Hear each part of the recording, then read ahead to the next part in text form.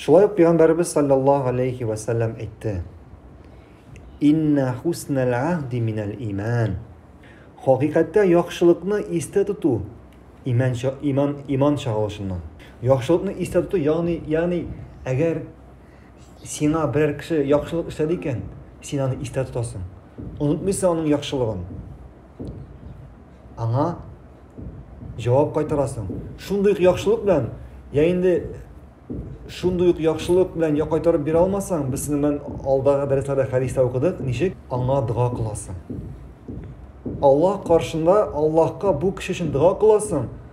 Shul qadar bu kishiga uning haqqini qaytardim deb hisoblaganchiga qadar.